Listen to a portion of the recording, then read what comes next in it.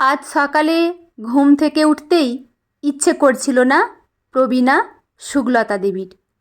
ঋতু পরিবর্তনের কারণে হালকা সর্দি জ্বরে ঈষৎ কাবু হয়ে পড়েছেন ভোর রাত থেকে। তার উপরে সকাল থেকেই আকাশের মুখ গোমড়া। সব মিলিয়ে একটা মন খারাপই মরশুম। ফোন করে কাউকেই নিজের শরীর খারাপের কথা বলতে ইচ্ছে করে না সুগলতার। তবে একমাত্র নাতনি বৃষ্টিলেখাকে এক্ষুনি এই খবরটা না জানালে রক্ষে নেই। টলটলে দুই চোখ ভরা জল নিয়ে অভিমান করে মেয়েটা বলবে, আমি তোমার কেউ নই ঠাম্মি। তাই তো আমাকে পর করে দিয়েছ আমার বিয়ে হওয়া মাত্রই। অথচ ছোট থেকে আমার সবটুকু তোমাকে ঘিরেই। এত বড় পৃথিবীটাকে চেনার শুরু তোমার হাত ধরেই ঠাম্মি। কি যে করেন বৃদ্ধা সুগলতা। আসলে এক পথ দুর্ঘটনায় একসাথে পুত্রবধূর নিথর শরীরটা যখন বাড়িতে এসে পৌঁছেছিল, ওই দুধের শিশু বৃষ্টিকে আঁকড়ে কোনো মতে নিজেকে সামলেছিলেন সুগলতা। উনি ভেঙে পড়লে ওইটুকু শিশুকে কে দেখবে? মায়ের স্নেহ, বাবার অনুশাসন দিয়ে একমাত্র নাতনিকে বড় করেছেন। সেই বৃষ্টি আজ পরিপূর্ণা। অর্থনীতিতে স্নাতকোত্তর পাশ করার পর একটি বহুজাতিক অডিট ফার্মে উচ্চপদে কর্মরতা। মাত্র কয়েক মাস আগে বৃষ্টির বিয়ে হয়েছে ওরই বহুদিনের বন্ধু নভনীলের সাথে। নিয়ম করে প্রতি সপ্তাহে বা ছুটির দিনে আদরের ঠাম্মিকে এসে দেখে যায় ওরা দুটিতে মিলে। গল্পগাছা করে কেটে যায় অনেকটা সময়।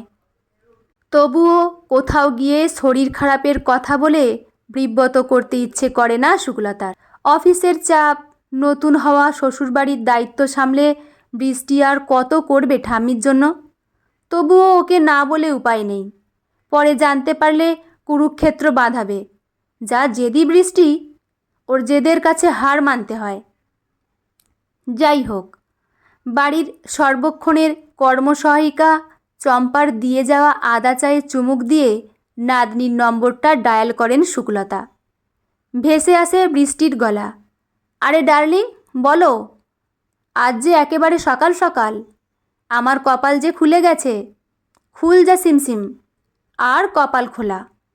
বল তোর কপাল পুড়েছে, দীর্ঘশ্বাস ফেলে বলেন সুগলতা।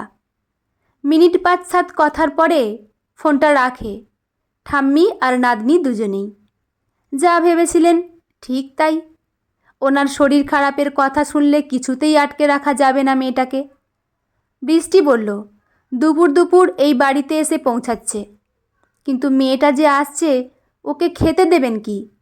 ফ্রিজে মাছ মাংস তেমন কিছুই নেই। এদিকে বাইরে অঝোরে শ্রাবণধারা নেমেছে। বাজারে যাওয়াটা সম্ভবও নয়। যাই হোক, আগে ওরা আসুক, তারপর চম্পাকে বলবেন খিচুড়ি চাপিয়ে দিতে, সাথে পাঁপড় ভাজা আর বেগুনি। গাটা বড্ড ম্যাজম্যাজ করছে। আপাতত তাই সব ভাবনা শিকে তুলে চম্পার দেয়া গরম দুধ, কর্নফ্লেক্স খেতে খেতে একটা বই নিয়ে ইজি চেয়ারে গা এলিয়ে দেন সুগলতা। কখন ঘুমিয়ে পড়েছেন খেয়ালই নেই। হুঁশ ফেরে কপালে একটা ঠান্ডা কোমল হাতের স্পর্শে। চোখ না খুলেই বলেন, বৃষ্টি তুই কখন এলি? কত করে বললাম এত তাড়াহুড়ো করিস না, সর্দি জ্বর সেরে যাবে।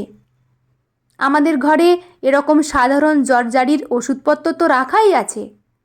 তাছাড়া চম্পা ডাক্তারকে খবর দিয়েছে, উনি বিকেলে চেম্বারে যাবার আগে আমাকে দেখে যাবেন। আমি এসেছি বেশ কিছুক্ষণ আগেই, তুমি ঘুমাচ্ছিলে বলে ডাকিনি। এখন একটু একটু করে বেলা বাড়ছে, তাই ডাকলাম। শোনো ডার্লিং, তোমার কথা আমি সব বুঝেছি, কিন্তু কোনো জায়গায় আমার মন টিকবে না যতক্ষণ পর্যন্ত আমি তোমার কাছে এসে না পৌঁছাচ্ছি। এখন নিশ্চিন্ত। এবার গরম জলে গাটা পাঞ্চ করে খাবার টেবিলে চলো দেখি।